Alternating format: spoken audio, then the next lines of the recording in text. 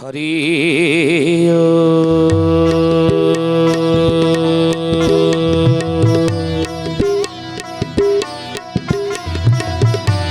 ओम भूर्भुवः स्वः तत्सवितुर्वरेण्यं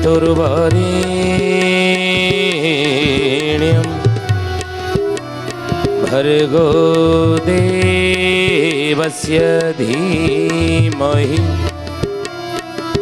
धियो यो नः प्रचोदयात्।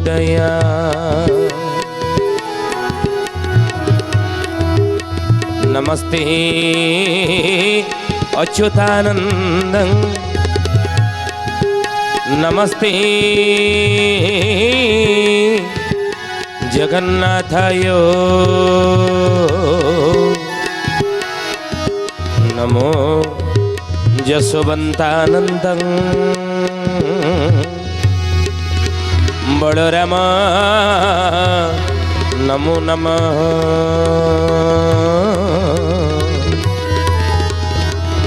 बलराम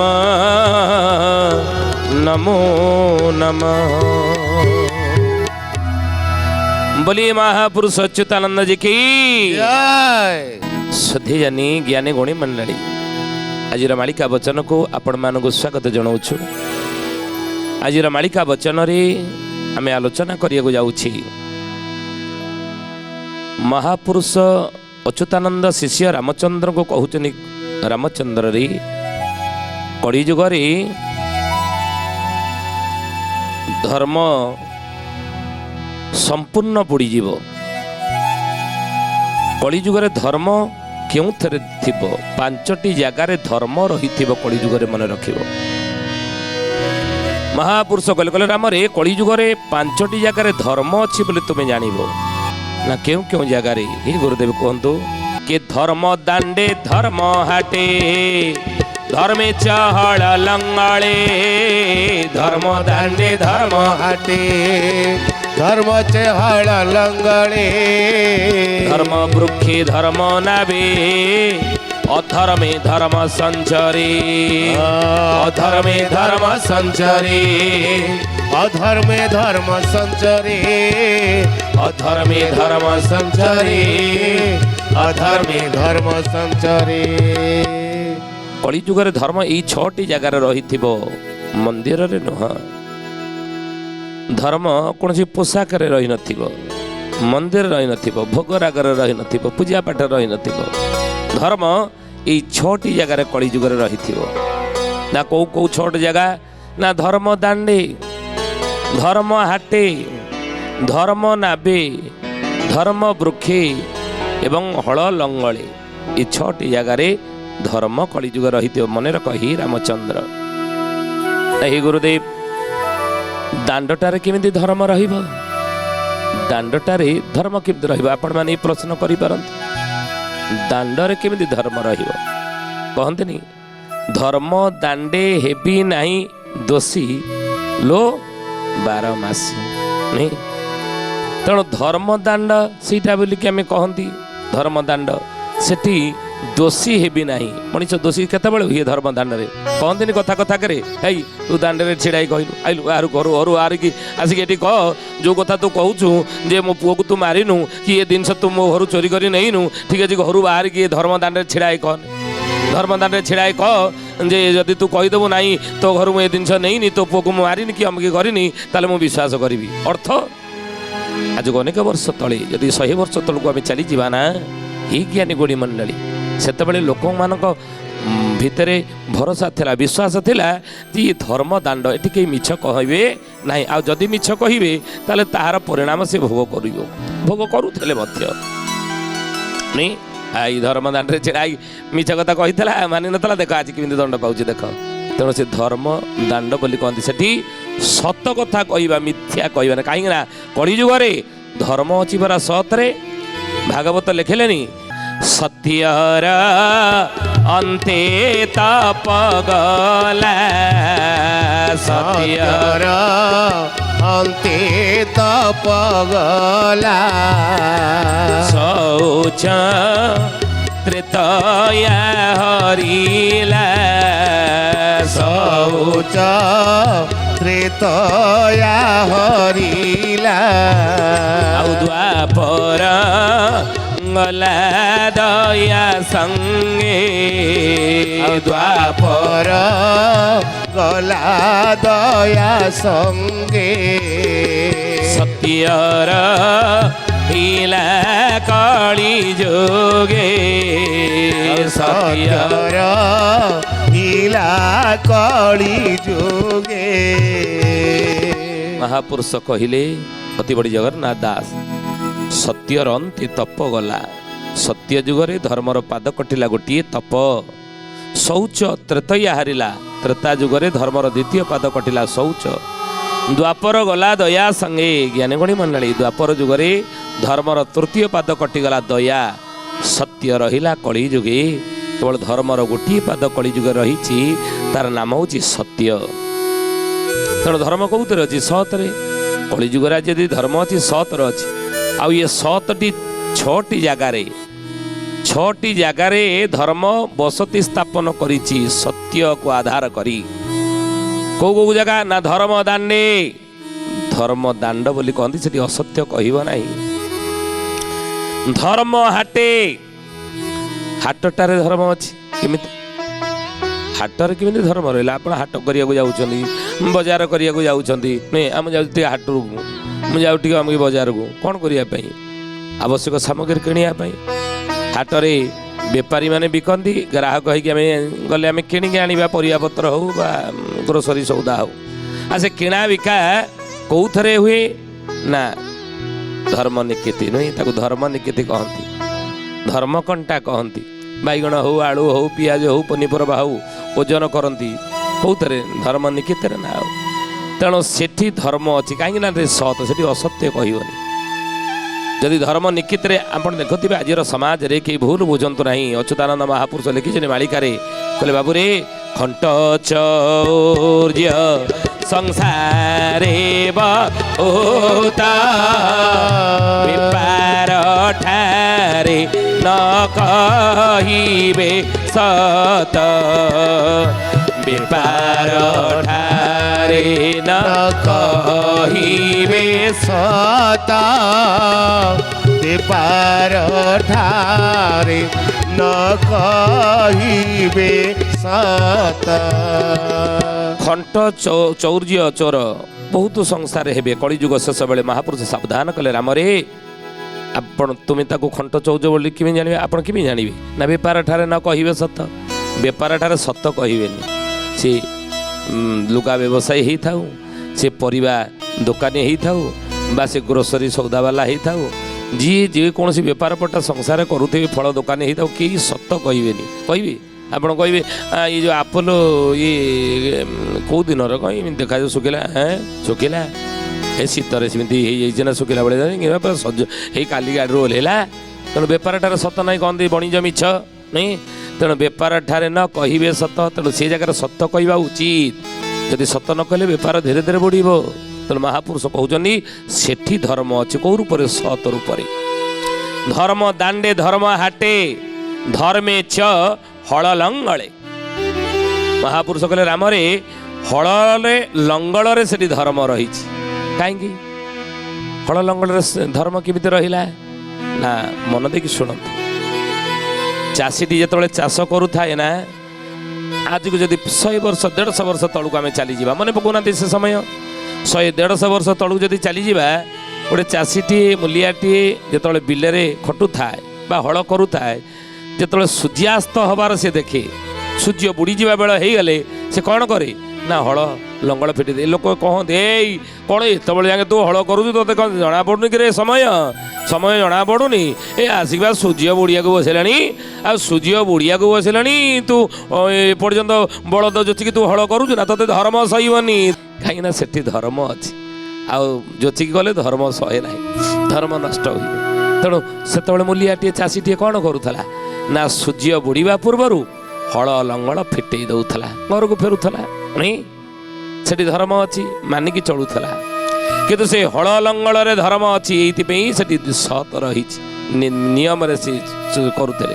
ଆଜି ଦେଖନ୍ତୁ ଛତିଆ ବଟର ହାଡ଼ିଦାସ ମହାପୁରୁଷ ଲେଖିଛନ୍ତି ମାଳିକାରେ ତାଙ୍କର ମୈତ୍ର ନୀଳାଦ୍ରି ନନ୍ଦଙ୍କ ଆଗରେ କହୁଛନ୍ତି, କହିଲେ ବାବୁରେ ଦେଖିବ କଳିଯୁଗରେ ଏଇ ଜାଗାରୁ ଧର୍ମ ଲୋପ ହେଇଯିବ, ଏ ହଳ ଲଙ୍ଗଳରେ ଆଉ ଧର୍ମ ରହିବ ନାହିଁ, ଏ ହଳ ଲଙ୍ଗଳରେ ଆଉ ଧର୍ମ ରହିବ ନାହିଁ, ଧର୍ମ ନାଶ ହେଇଯିବ।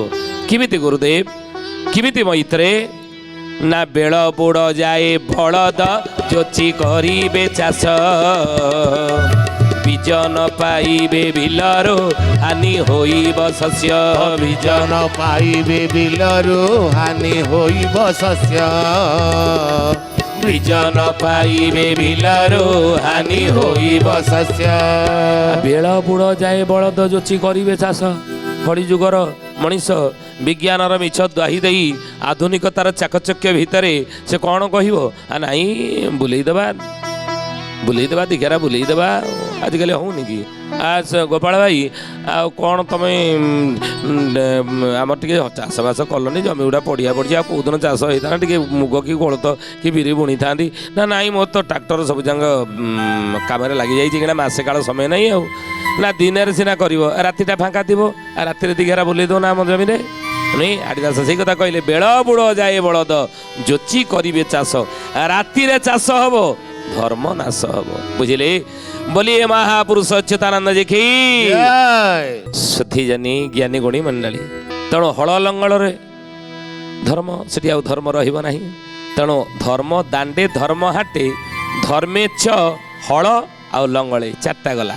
आउ कोटी कोटी धर्म अच्छी ना धर्म वृक्षे धर्म नाबे अधर्मे धर्म संचरे। धर्म वृक्षे वृक्षटारे केमिति गुरुदेव धर्म रहिला गछटा सी ता भितर कौन अच्छी से बड़ी चाली बोली से पार कथा कही पार ना सेठी केमिति धर्म रहिला ना अच्छे ना केमिति केमिति धर्म वृक्षर केमिति धर्म रहिला कहते ये फलंती गछ ताकू काटेनी धर्म छाड़ी जीव गछ फलंती गछ जो थो ताकू जब काटिदेवे आप धर्म रही से धर्म अच्छी धर्म तो छाड़ीगला बोली जान तेणु सेठी धर्म रही आउ कौटी धर्म नाबे नाब कहले डंगा माँ मंगला अच्छा कहते धर्म डंगा मुंडिया मारिकी बस सत कथा ये कह मिछ कथा कहले डंगा बुड़ब तेणु सत अच्छी बोली डंगा चली आज तरण नदी में डंगा चली तेणु महापुरुष से कथा कहले 6टी जगार धर्म अच्छी धर्म को धरी चाल कहीं ना जो लोक निज धर्म रक्षा करी पारे बाबू रक्षा करी पारे समस्त आपद धर्म ताको रक्षा करे बाबू ताको रक्षा करे जो लोक निज धर्म रक्षा करी पारे समस्त आपद धर्म ताकू रक्षा करे समस्त आपद विपद धर्म से ही मानू रक्षा करिवो जे निज धर्म रे थाए कहते तू तो धर्म रे अच्छु ना तो धर्म तोर तार से जा कला तोर से कौन अच्छी तू तो धर्म जो थी तोर किसी असुविधा हेनी लोक मैंने कहते कि आम कौन कथा कह कही हमें तेणु निज धर्म स्वधर्मे निधन श्रेय परो धर्म भयावह निज धर्म रे थाई जदि किसी विपद आपद संकट आम उपर पड़ुची धर्म थाई ताको आपण ग्रहण करनी ताको ग्रहण करनी कहीं मन देखिए शुणु मन देखिए शुण अनीति द्वारा प्राप्त सफलता अपेक्षा नीति द्वारा प्राप्त असफलता को स्वीकार करने उचित जड़े विवेक ज्ञानी ये लक्षण अनीति बाटर मो पैसा रोजगार करी अधर्म विरुद्ध में मो रोजगार करी असत बाटर मो पैसा रोजगार करी मुझे बड़ लोक हो गली कोटिपति हो गली कि बड़ बड़िया हो गले से कौन मूल्य ना कहीं आत्मसंतोष मिलनी आप गोटे अनीति बाटर भूल बाटर पैसा रोजगार करेंगे हाँ से ताला बिल्डिंग बाड़ी थे गाड़ी चढ़ुवे लोक मैंने हसे हाँ कौन जाइए बड़ लोक बहुत बड़ बड़ लोक 5 ताला बिल्डिंग हाँ कौन बड़ लोक सी ये पर तंटी चिपिकी सी खाई बड़ लोक होना आ कौन निजे कष्ट करना ना अनीति बाटर अन्याय बाटर सब रोजगार करके कोटिपति 2 ताला बिल्डिंग आज बाड़ी ना 4 चकिया चढ़ुची हाँ खटिकी रोजगार खटिकी ये कर हाँ देखी था तेणु ना लोक मैंने टाइटा पर करेंगे आम कान से गुड़िक बास मत एमतिया कथा कहला ଆତ୍ମସନ୍ତୋଷ ମିଳିବ ନାହିଁ, ଖୁସି ମିଳିବ ନାହିଁ, ଆତ୍ମଗ୍ଲାନି ମିଳିବ, ଆତ୍ମଗ୍ଲାନି ମିଳିବ। ତେଣୁ ଅନୀତି ଦ୍ୱାରା ପ୍ରାପ୍ତ ସଫଳତାକୁ କେବେ ଚାହାନ୍ତୁନି। ନୀତି ଦ୍ୱାରା ପ୍ରାପ୍ତ, ନୀତି ବାଟରେ ଯାଇ, ଧର୍ମ ବାଟରେ ଯାଇ ଯଦି ଅସଫଳ ଆମେ ହେଉଛେ, ତାକୁ ଗ୍ରହଣ କଲେ ଆତ୍ମସନ୍ତୋଷ ମିଳିବ ନାହିଁ। ମୁଁ ପ୍ରୟାସ କରିଛି, ମୁଁ ଚେଷ୍ଟା କରିଛି, ପ୍ରୟାସ କରିଛି ଫାର୍ଷ୍ଟ କ୍ଲାସ୍ ପାଇବା ପାଇଁ, ହଁ ନହେଲା, ପଢ଼ିଛି 8 ଘଣ୍ଟା 10 ଘଣ୍ଟା ପଢ଼ିଛି, ହଁ ନହେଲା, ଟିକେ କମିଗଲା ମାର୍କ, ସେକେଣ୍ଡ ଡିଭିଜନ ପାଇଲେ, ପୁଣି ଚେଷ୍ଟା କରିବା, ସେଥିରେ କ'ଣ ଅଛି, କିନ୍ତୁ ଆତ୍ମସନ୍ତୋଷ ମିଳିବ। ମୁଁ ଖଟିଛି, ଏତିକି ପାଇଛି ନାଇଁ। ତେଣୁ ହି ଜ୍ଞାନୀ ଗୁଣୀ ମଣ୍ଡଳୀ ମହାପୁରୁଷ ସେଇ କଥା କହିଲେ, ସ୍ୱଧର୍ମେ ନିଧନ ଶ୍ରେୟ ପରଧର୍ମ ଭୟାବହ। ନିଜ ଧର୍ମରେ ରହି ଯଦି ଆପଣଙ୍କୁ କଷ୍ଟ ଦୁଃଖ ଭୋଗିବାକୁ ପଡ଼ୁଛି, ମରିବା ପର୍ଯ୍ୟନ୍ତ ଯଦି ପଡ଼ୁଥାଇପାରେ, ତାହେଲେ ତାକୁ ଗ୍ରହଣ କରନ୍ତୁ। ପରଧର୍ମ ହେମ ଗୁରୁଦେବ ଲେଖିଲେ, ଅଖିଳ ବିଶ୍ୱ ଗାୟତ୍ରୀ ପରିବାର ଗୁରୁ ବେଦମୂର୍ତ୍ତି ତପନିଷ୍ଠ ପଣ୍ଡିତ ଶ୍ରୀରାମ ଶର୍ମା ଆଚାର୍ଯ୍ୟ ଏହି ନୀତିବାଣୀ କହିଛନ୍ତି, ଅନୀତି ଦ୍ୱାରା ପ୍ରାପ୍ତ ସଫଳତା ଅପେକ୍ଷା ନୀତି ଦ୍ୱାରା ପ୍ରାପ୍ତ ଅସଫଳତାକୁ ସ୍ୱୀକାର କରିବା ଶିଖ, ତାହେଲେ ଭଲ ମଣିଷ ହେବ, ମହାମାନବ ହେଇଯିବ। ବୁଝିଲେ? ତେଣୁ ହେ ଜ୍ଞାନୀ ଗୁଣୀ ମଣ୍ଡଳୀ, ନିଜ ଧର୍ମରେ ସବୁବେଳେ ରୁହନ୍ତୁ। ପରଧର୍ମ ହେଲା ଆମର, ସେଥିରେ କ'ଣ ଅଛି, ତା ପରଧର୍ମରେ ଯେତେ ଭଲ ହେଇଥିଲେ ମଧ୍ୟ ପର ତରକାରୀ କହନ୍ତି, ପର ଘର ତରକାରୀ ସୁଆଦିଆ ହେଇଥାଉ ବରଂ ମୋ ଘର ତରକାରୀ ମୋତେ ଖୁସି ଲାଗିବ ନୁହେଁ। ବୋଲି ମହାପୁରୁଷ ଅଚ୍ୟୁତାନନ୍ଦ ଜି କି ସୁଧୀଜାନି ଜ୍ଞାନୀ ଗୁଣୀ ମଣ୍ଡଳୀ, ନିଜ ଧର୍ମରେ ରୁହ। ବ୍ରାହ୍ମଣ ଚିତ୍ତ ଧର୍ମ ପାଳନ କରୁ, କ୍ଷତ୍ରିୟ ଧର୍ମରେ ରହୁ, ବୈଶ୍ୟ ଧର୍ମ ରହିବ, ଶୂଦ୍ର ଧର୍ମରେ। ଗୋଟେ ସ୍ୱାମୀ ତାର ପତିବ୍ରତ ଧର୍ମ ପାଳନ କରୁ, ଗୋଟେ ପତ୍ନୀ ତାର ପତ୍ନୀବ୍ରତ ଧର୍ମ ପାଳନ କରୁ, ଗୋଟେ ପୁଅ ତାର ପୁତ୍ର ଧର୍ମ ପାଳନ କରୁ, ଗୋଟେ ଝିଅ ତାର ଝିଅର ଧର୍ମ ପାଳନ କରୁ, ଗୋଟେ ବୋହୂ ତାର ବୋହୂର ଧର୍ମ ପାଳନ କରୁ, ଗୋଟେ ଶାଶୁ ଧର୍ମ ପାଳନ କରୁ। ବୁଝିଲେ? ତେଣୁ ସମସ୍ତେ ନିଜ ନିଜ ଧର୍ମରେ ରୁହନ୍ତୁ। ଆଉ ନ ରହିଲେ ସଂସାରରେ ଧର୍ମହୀନ ଯେଉଁ ଲୋକ ହୁଏ ବାବୁ, ଯେଉଁ ଲୋକ ହୋଏ ଆତ୍ମମୁକ୍ତି ନାହିଁ ତାର ଜାଣିବ ନିଶ୍ଚୟ ବାବୁ, ଜାଣିବ ନିଶ୍ଚୟ।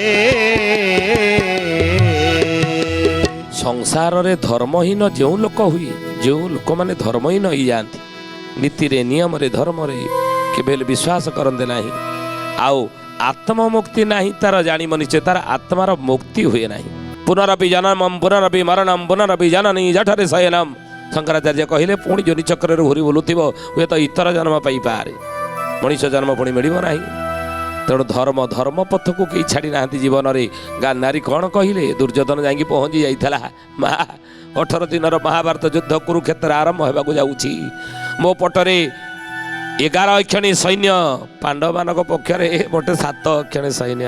ହେ ମା, ମୋ ପଟରେ ଇଚ୍ଛା ମୃତ୍ୟୁଧାରୀ ପିତାମହ ଭୀଷ୍ମ ରହିଛନ୍ତି, ଅସ୍ତ୍ର ଯେ ପର୍ଯ୍ୟନ୍ତ ଛାଡ଼ିବେ ନାହିଁ ସେ ପର୍ଯ୍ୟନ୍ତ ମୃତ୍ୟୁ ତାଙ୍କର ହେବ ନାହିଁ, ଗୁରୁ ଦ୍ରୋଣାଚାର୍ଯ୍ୟ ଭଳି ଯୋଦ୍ଧା ରହିଛନ୍ତି, ଅଙ୍ଗରାଜ କର୍ଣ୍ଣ ମୋ ପଟରେ ରହିଛନ୍ତି, ସୂର୍ଯ୍ୟପୁତ୍ର କର୍ଣ୍ଣ କବଚ କୁଣ୍ଡଳ ଯେ ପର୍ଯ୍ୟନ୍ତ ତାଙ୍କ ଶରୀରରେ ଥିବ ତାଙ୍କୁ କେହି ପରାଜିତ କରିପାରିବେ ନାହିଁ। ଏଭଳି ମହାବୀର ଅତିବୀରକୁ ଧରି ମୁଁ ଯୁଦ୍ଧ କରୁଛି ମହାରଥୀମାନଙ୍କୁ। ତଥାପି ମୋ ମନ ଭିତରେ ଆସିଲା, ଆଉ ମୋର ଆବଶ୍ୟକତା ନଥିଲା ଆଶୀର୍ବାଦ, ତଥାପି ମୋ ମନ ଭିତରେ ଆସିଲା, ତୋର ମାଆର ଟିକେ ଆଶୀର୍ବାଦ ମୁଁ ନେଇକି ଯିବି ନୁହେଁ, ମାଆର ଆଶୀର୍ବାଦ ମୁଁ ଟିକେ ନେଇକି ଯିବି ଯୁଦ୍ଧ କ୍ଷେତ୍ରକୁ। ସେଇଥିପାଇଁ ମା ପଳେଇ ଆସିଲି। ଗାନ୍ଧାରୀ କହିଲା, ଦୁର୍ଯ୍ୟୋଧନ ପଳେଇ ଆସିଲି, ମା ମୋତେ ଆଶୀର୍ବାଦ କର, ମା ମୁଁ ଯୁଦ୍ଧ କ୍ଷେତ୍ରକୁ ଯାଉଛି। ଭାବିଥିଲା ଦୁର୍ଯ୍ୟୋଧନ ଯେ ମୋ ମା ମୋତେ ଆଶୀର୍ବାଦ କରିବ, ବିଜୟ ହୁଅ, ଯୁଦ୍ଧରେ ବିଜୟ ହୁଅ। ଗାନ୍ଧାରୀ କ'ଣ କହିଲା ନା, ଅକ୍ଷୟ ହେଉ ପୁଣ୍ୟ ଜଗତେ ଧର୍ମର ହେଉ ଜୟ। ହେ ଦୁର୍ଯ୍ୟୋଧନ, ହେ ପୁତ୍ର ମୋର, ଧର୍ମର ଜୟ ହେଉ, ଧର୍ମର ଜୟ ହେଉ। ତେଣୁ ଧର୍ମ ସଂସାରରେ ଧର୍ମହୀନ ଯେଉଁ ଲୋକ ହୁଏ, ଆତ୍ମମୁକ୍ତି ନାହିଁ ତାର ଜାଣିବ ନିଶ୍ଚୟ, ତାର ଆତ୍ମାର ମୁକ୍ତି ହୁଏ ନାହିଁ। ମନେ ରଖନ୍ତୁ ଏ କଥା। ଆଉ ସତ୍ୟ ଠାରୁ ଧର୍ମ ନାହିଁ, ଜାଣ ହେ ବିବେକ ବାବୁ, ଜାଣ ହେ ବିବେକ। ମିଥ୍ୟା ଠାରୁ ବଳିଆ ନାହିଁ ନା ଘାତକ ବାବୁ, ନାହିଁ ନା ଘାତକ।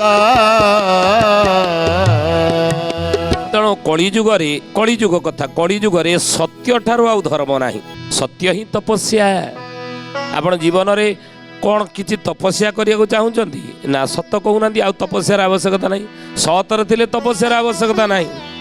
ସତରେ ଅଛନ୍ତି ପୂଜାର ଆବଶ୍ୟକତା ନାହିଁ। ସତ୍ୟ ହିଁ ପୂଜା। ସତରେ ଅଛନ୍ତି ମନ୍ଦିର ଦର୍ଶନର ଆବଶ୍ୟକତା ନାହିଁ। ସେଇ ସତ୍ୟ ହିଁ ମନ୍ଦିର ଦିଅ ଦର୍ଶନ ବୋଲି ଭାବନ୍ତୁ। ସତରେ ଅଛନ୍ତି ଆପଣଙ୍କୁ ବ୍ରତ କରିବାର ଆବଶ୍ୟକତା ନାହିଁ। ବିଭିନ୍ନ ପ୍ରକାର ବ୍ରତ କରିବାର ଆବଶ୍ୟକତା ନାହିଁ। କାହିଁକି ନା ସତ୍ୟ ହିଁ ବ୍ରତ କଳିଯୁଗରେ ଜାଣନ୍ତୁ। ତେଣୁ ସେଇଥିପାଇଁ ସତ୍ୟ ପଥରୁ ବିଚ୍ୟୁତ ହୋଇନାହାନ୍ତି। ହେ ଜ୍ଞାନୀ ଗୁଣୀ ମଣ୍ଡଳୀ, ରାଜା ହରିଶ୍ଚନ୍ଦ୍ର ବିଶ୍ୱାମିତ୍ରଙ୍କ ଠାରେ ସତ୍ୟ ରକ୍ଷା କରିବାକୁ ଯାଇ ନିଜର ରାଜ୍ୟ ତ୍ୟାଗ କରିଦେଲେ। ଦାନରେ ଦେଇଦେଲେ ବିଶ୍ୱାମିତ୍ରକୁ। ସତ୍ୟ ରକ୍ଷା କରିବାକୁ ଯାଇ ନିଜର ସୈନ୍ୟ ସାମନ୍ତ ସବୁ ସମ୍ପତ୍ତି ରାଜ୍ୟର ମଧ୍ୟ ଦେଇଦେଲେ ସୈନ୍ୟ ସାମନ୍ତ ସହିତ। ସେ ସତ୍ୟ ରକ୍ଷା କରିବାକୁ ଯାଇ ବିଶ୍ୱାମିତ୍ରଙ୍କ ନିକଟରେ ହରିଶ୍ଚନ୍ଦ୍ର କ'ଣ କଲେ ନା ନିଜ ସ୍ତ୍ରୀ କି ମଧ୍ୟ ବନ୍ଧା ପକେଇ ଦେଲେ। ସତ୍ୟ ରକ୍ଷା କରିବାକୁ ଯାଇ ମଶାଣିରେ କ'ଣ ଶବ ପୋଡ଼ିଲେ। ମଶାଣି ଯୋଗୁଆଳ ସାଜିଲେ ରାଜା ହରିଶ୍ଚନ୍ଦ୍ର। କିନ୍ତୁ ସତ୍ୟ ପଥରୁ ବିଚ୍ୟୁତ ହେଲେ ନାହିଁ। ତେଣୁ ରେ କଳିଯୁଗର ମଣିଷ ମନେ ରଖ, ଧର୍ମ ଅଛି କଳିଯୁଗରେ ସତରେ। ଯେତେ ପ୍ରତିକୂଳ ପରିସ୍ଥିତି ତମ ଜୀବନରେ ଆସିଲେ ମଧ୍ୟ କେବେ ହେଲେ ସତ୍ୟ ପଥରୁ ବିଚ୍ୟୁତ ହେବ ନାହିଁ। ଜୀବନରେ ସତ୍ୟକୁ ବ୍ରତ ରୂପେ ଗ୍ରହଣ କର। ଆଉ କୌଣସି ବ୍ରତର ଆବଶ୍ୟକତା ନାହିଁ। ଆଉ ସେଇ ସତ୍ୟକୁ ଯଦି ବ୍ରତ ରୂପେ ତୁମେ ଗ୍ରହଣ କଲ, ତାହା ହିଁ ହେଉଛି ଧର୍ମ। ସେଇ ଧର୍ମ ବଳ ତୁମକୁ ଆପଦ ବିପଦ ସଙ୍କଟ ରକ୍ଷା କରିବ। ମନେ ରଖ ଜ୍ଞାନୀ ଗୁଣୀ ମଣ୍ଡଳୀ। ତେଣୁ ଧର୍ମ ଏଇ 6ଟି ଜାଗାରେ ଅଛି। ସତର୍କ ହେଇକି ଥିବେ। 6ଟି ଜାଗାକୁ ଆମେ ପଲେ କି ଜୀବନରେ ଗ୍ରହଣ କରିବା, ସେଠି ସତ ଅଛି ବୋଲି ମାନିକି ଚଳିବା। ଆଜି ତ ସମୟ ହେଇଛି, ଆସନ୍ତୁ ବାଣିକି ବିରାମ ଦେବା ସେ ପ୍ରଭୁଙ୍କର ନାମ ନେଇ। ଶ୍ରୀ ଅଚ୍ୟୁତ ଶରଣಂ ଶ୍ରୀ ଅନନ୍ତ ଶରଣಂ ଶ୍ରୀ ଅଚ୍ୟୁତ ଶରଣಂ ଶ୍ରୀ ଅନନ୍ତ ଶରଣମ୍ ଜଗନ୍ନାଥ ଶରଣಂ ବଳରାମ ଶରଣମ୍ ଜଗନ୍ନାଥ ଶରଣମ୍ ବଳରାମ ଶରଣମ୍ ଶରଣମ୍ ଶରଣମ୍ କଳ୍କି ରାମ ଶରଣମ୍ ଶରଣମ୍ ଶରଣମ୍ କଳ୍କି ରାମ ଶରଣମ୍ ଶରଣମ୍ ଶରଣମ୍ ଯଶୋବନ୍ତ ଶରଣମ୍ ଶରଣମ୍ ଶରଣମ୍ ଯଶୋବନ୍ତ ଶରଣମ୍ ଶରଣମ୍ ଶରଣମ୍ ଶରଣମ୍ ଶରଣମ୍ ଶରଣମ୍ ଶରଣମ୍ ଶରଣମ୍ ଶରଣମ୍ ଶ୍ରୀ ଅଚ୍ୟୁତ ଶରଣମ୍ ଶ୍ରୀ ଅନନ୍ତ ଶରଣମ୍ ଶ୍ରୀ ଅଚ୍ୟୁତ ଶରଣମ୍ ଶ୍ରୀ ଅନନ୍ତ ଶରଣମ୍ ଶରଣମ୍ ଶରଣମ୍ ଶରଣମ୍ ଶରଣମ୍ ଶରଣମ୍ ଶରଣମ୍ ଶରଣମ୍ ଶରଣମ୍ ଓ ଶରଣମ୍ ଶରଣମ୍ ଶରଣମ୍ ଶରଣମ୍ ଶରଣମ୍ ଶରଣମ୍ ଶରଣମ୍ ଶରଣମ୍। ସୁଧୀଜନୀ ଜ୍ଞାନୀ ଗୁଣୀ ମଣ୍ଡଳୀ, ଆଜି ପାଇଁ ଆସନ୍ତୁ ବାଣିକି ଏଠାରେ ବିରାମ ଦେବା। ପୁଣି ଆସନ୍ତା ଅଧ୍ୟାୟରେ ଭେଟ ହେବା। ରହୁଛୁ। ହରି ଓମ୍। ଶାନ୍ତି ଶାନ୍ତି ଶାନ୍ତି। ସର୍ବାରିଷ୍ଟ ସୁଶାନ୍ତିରେ ଭବତୁ।